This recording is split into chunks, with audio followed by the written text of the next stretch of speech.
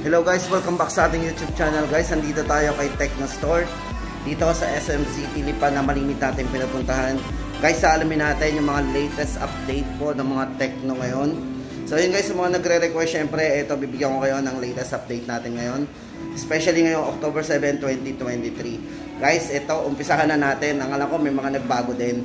So especially doon sa mga yung mga entry level, yung sobrang budget po na hinahanap natin. Yan. Check na po natin. Let's go. So ito guys, good news to sa mga naghahanap ng entry level at yung mga sobrang mura ni Tecno guys ay bumaba po. Yung mga lagi nating sinasabi na sobrang mura na bumaba pa. Guys, ito umpisahan natin syempre. Dating 3,599 doon sa kanyang 3GB RAM 64. So yun ay guys, ito meron tong extended RAM 3 plus 3. So magiging 6GB of RAM po yan plus 64GB internal storage. Dito guys, naging ano na lang to So mapapansin natin, naka 110 po yan. Before po kasi naka-printed po talaga yan. 3,599, ngayon ay naka-discount po yan ng 200. 3,399 na lang. So naka 64GB na tayo. So ito guys yung highlights yan, check natin para sa mga, para magkaroon kayo ng idea, 6.6 high definition, dot not screen, then naka large memory yan. Meron na rin siyang back fingerprint then sa likod. At syempre meron sa camera 13 megapixel AI dual camera. Syempre guys, meron siyang 5,000 mAh na, naka type C na po yung kanyang charging port. Syempre trendy design, hindi na rin pahuhuli yung design nito guys. Ito, at para naman doon sa isang variant po niya na may mataas ding RAM, so yung RAM po yung difference nila, pareho silang 64GB. So difference po nila ito, discounted na rin, 3,799 ngayon po ay 3,599. So naka 7GB of RAM po tayo dyan, plus 64GB internal storage. So yun guys, ang ating latest update ngayon para kay Sparkco 2023. Tapos ito guys, good news din sa mga nagtatanong at ito kung bababa pa daw ba si Spark 10C. Tama, good news po doon sa kanyang isang variant na 4GB RAM 128 from 4,199. So discount pa po tayo ng 200. So magandang balita po ito sa mga naghahanap ng budget phone ni Tecno, especially dito kay Spark 10C. Sobrang mura na po niya para doon sa kanyang 4GB RAM 128. Dati na 4,199, ngayon po ay yan, naka-discount po siya. So possible po, hindi natin alam kung magiging permanent po yan kasi nakasulat kamay yan 3,999. So possible bumalik or mag-stay na lang siya dyan. So abangan po natin yan. So maganda dito, yan, abot pa kayo ngayong October 7, naka 3,999 po yan, 4GB RAM, then naka 128 na po internal storage. At syempre guys, ito check natin yung kanyang highlights. So ito yung naka 5,000 mAh battery, then naka type C, then size ng screen naka 6.6 high definition plus, na naka 90Hz na po yung refresh rate nito sa screen. And then yung kanyang design, syempre pinagmamalaki nito yung futuristic design yan. Spark 10C guys, doon sa nagtanong nga pala dati bakit daw mas mahal yung Spark 10C sa kanila, 4,799. Tunay po yung price niya kasi yan po yung isang variant niya, 8GB RAM 128 yan. Tapos yung isa po is 4GB RAM. So sa RAM lang po sila nagkaiba. Tapos ito naman guys, di pa tayo kay Spark 10 Pro. Ito din, bumaba din po ito from 7,499 Spark 10 Pro. Ito yung isang color niya.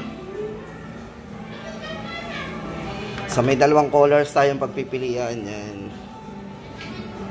So ito yung naka classy and shiny design. So yan, classy and shiny design. So guys, maganda dito kay Spark 10 Pro, ito ay naka Helio G88.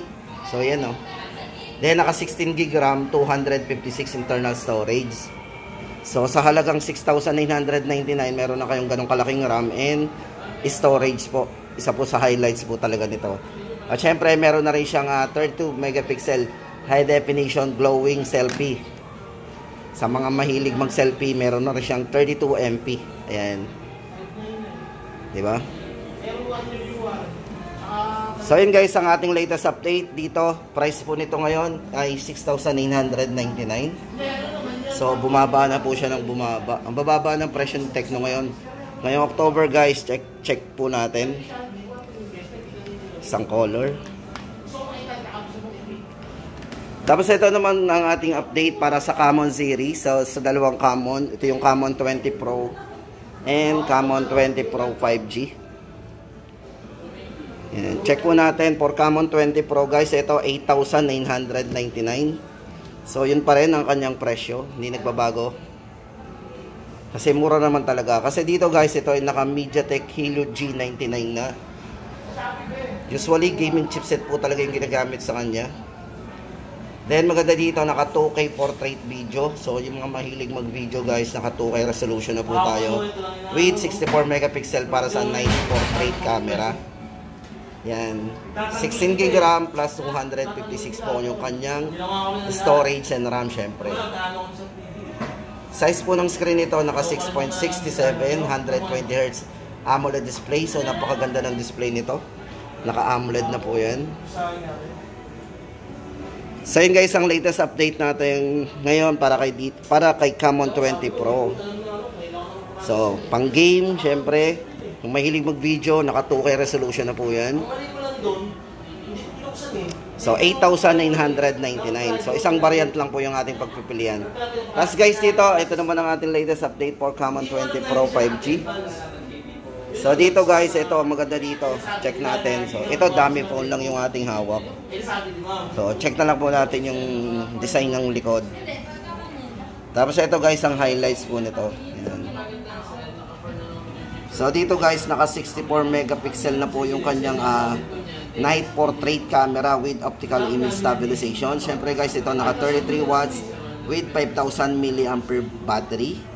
Then yung processor po nito naka MTK Dimensity 8050 6 nanometer processor. Syempre yan sa refresh rate ng screen, naka 120Hz. Then fingerprint on screen para sa security. So doon na po tayo magagawa ng lock screens. Dito na po tayo mag-open yan. At syempre meron siyang 32MP para sa AI selfie. Yan, sa mga mahilig mag selfie. Syempre guys, dito ang maganda dito kay Common 20 Pro 5G. Sa resolution po ng kanyang portrait video ay naka 4K resolution po yan. Yan, 4K OIS yan. Sa mga mahilig mag video yan, tama-tama sa iyo to. Common 20 Pro 5G yan. Yan guys ang ating latest update. Price po nito 11,999. Lipat po tayo sa mga iba pang model guys. Sa mga naghahanap ng mga naka-on sale, check po natin. At ito naman guys ang ating update para kay POVA 5 Pro 5G. So wala tayong hawak na even dummy phone. So ito box na lang hawak natin. Ito naman, so don't worry guys, ito naman yung kanyang specs. So meron tayong idea sa specs. Ito po yung kanyang specs. So naka MediaTek Dimensity 6080 po yan, 5G processor. Then sa charging guys, napakabilis ito mag-charge kasi meron siyang 68 watts fast charge with 5,000 mAh battery. At syempre size po ng screen naka 6.78 full high definition plus na naka 120Hz na po yung refresh rate ng screen nito. At yung internal memory po nito napakalaki, 256 na po yan. Then may mataas din po siyang RAM, extended RAM 16GB of RAM. So ayan guys, sa mga naghahanap at nagtatanong ng presyo ng POVA 5 Pro 5G ni Tecno guys, ito 9,999. So yun ang ating latest update ngayon, October 7, 2023. Ganda ng box niya, oh.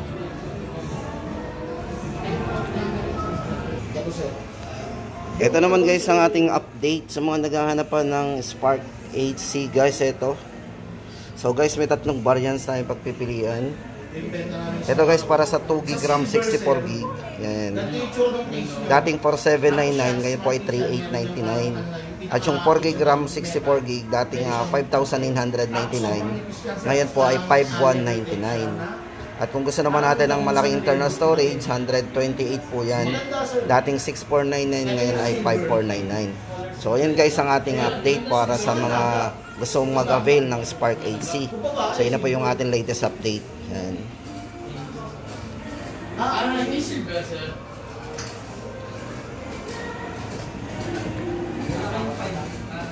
Tapos guys, lipat tayo dito. Ito, for kay Poba Neo 2 guys. Sa mga gusto mag-avail ng Poba Neo 2. So isang ma-appreciate mo dito guys, yung kanyang battery. Sobrang taas, 7,000 mAh battery. Usually nakikita lang natin yung mga ganyang size ng battery sa mga tablet. Pero dito kay Poba Neo 2, yan, naka 7,000 mAh battery yan. With 18 watts fast charging po.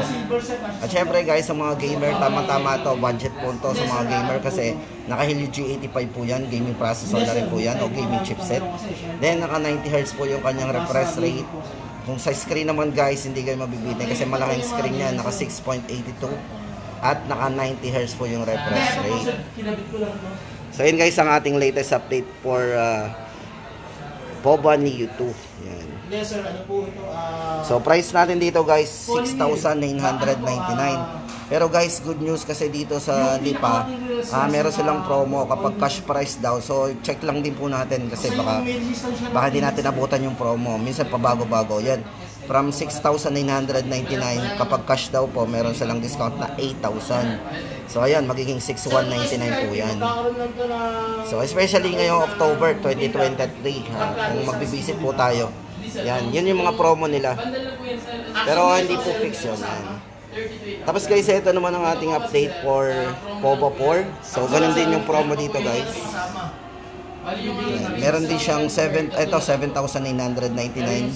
So kung cash din daw po ma-avail, meron siyang discount na 800. Promo lang din po yun.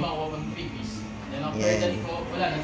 So maganda dito guys kay Poba 4, ito naka Helio G99 po yan, gaming chipset po talaga yan, naka 6 nanometer processor, naka 90Hz refresh rate na rin. Then malaki din ang screen, naka 6.82 display, then naka 6,000 mAh battery din, so malaki na rin, 18 watts fast charge. At syempre guys, sa mga mahilig mag-camera, meron siyang 50 megapixel AI camera. Tsaka sir, may hydrogen na yan. Ayan. Binili mo. Hindi mo papalagyan ng mga temper. Pero pwede mo rin palagyan. So sa design guys, ito ang design nito, yung cutting edge speed design. May cutting edge speed, pero flat po yan. So yun guys, ang ating update ngayon, October 7, 2023 para kay Poba 4. Ay, isang neck fan mo. Yun, tsaka neck fan. So yun guys, dito naman tayo kay Phantom Series. Yan. Ito guys, ang update natin kay Phantom Series. So mapansin ko kay Phantom Series. So same price pa rin to. So ito yung naka-curve. Yan, naka-curve na 120Hz po yung kanyang refresh rate. Then naka-AMOLED display po yan. Ito guys, price nito is 32,999. So yun pa rin po yan. Kumbaga doon sa mga top of the line po ni Tecno, si Phantom yung pinakamura. Ito 32,990. Then wala lang po display dito ng Pro. Yan. X2 Pro 5G. So price po noon is 42,999. Converter po yun. So yun guys, sa mga mahilig mag-camera, ito naka 64 megapixel RGB W ultra night camera po yan with portrait lens. Then, kanyang chipset guys, napakataas, naka Dimensity 9000 5G, flagship chipset po yan. At syempre, yung kanyang screen yan, inulit natin, naka AMOLED display na po to. Yan. Ito sir yung case. At internal storage, syempre guys, hindi na kayo mabibitin kasi meron siyang 256 GB internal storage. Then, yung kanyang RAM, naka 13 GB of RAM po yan, 8+5, yan. So yun guys, ang ating latest update para kay Phantom X2 5G. So, meron siyang anti-fingerprint sa likod.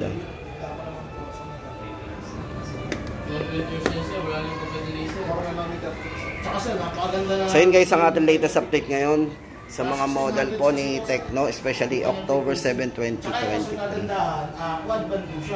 Ito po, naka 50 megapixel din po, pero yung lens niya